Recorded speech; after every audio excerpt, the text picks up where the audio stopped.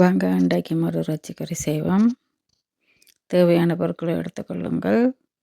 முதலில் அடுப்பில் சட்டியை வச்சு எண்ணெயை விட்டு கொதிக்க விடுங்கள்.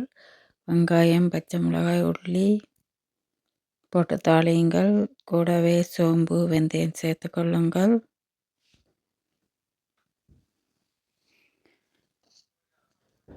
அன்னாசிப்பூ, கருவா, கிராம்பு இவைகளையும் சேர்த்துக்கொள்ளுங்கள்.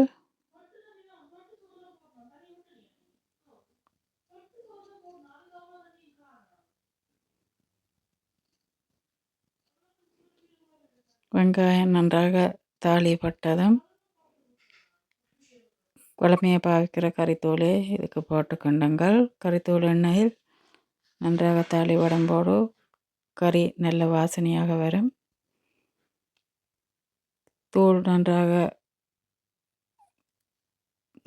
மனம் மாறியதும் இறைச்சியை சேர்த்து கொள்ளுங்கள்.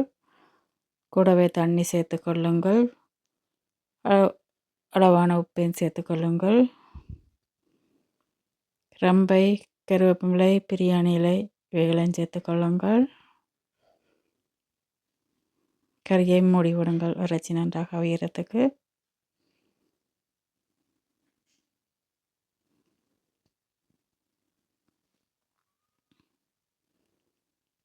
உப்பு காணாதண்டபடியே திருப்பி போட்டேன்னா பாதி தக்காளி பழம் சேர்த்துக்கொள்ளுங்கள்.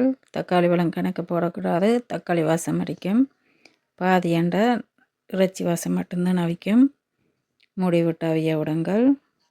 இறைச்சி நன்றாக அவிந்து ஓரளவு நீர் வற்றின பிறகு இறைச்சி சரக்குத்தூள், தேசிப்புளி விட்டு ஒரு கரண்டி தேங்காய் பூ பவுடர் சேர்த்து கிளறி இறக்குங்கள். கறி நல்ல டேஸ்ட்டாக இருக்கும். தேங்காய் பூ பவுடர் போடுறபடியாக கறிப்பால் விட தேவையில்லை. நல்ல வாசமாகவும் சுவையாகவும் இருக்கும். செய்து வாருங்கள். நன்றி, வணக்கம்.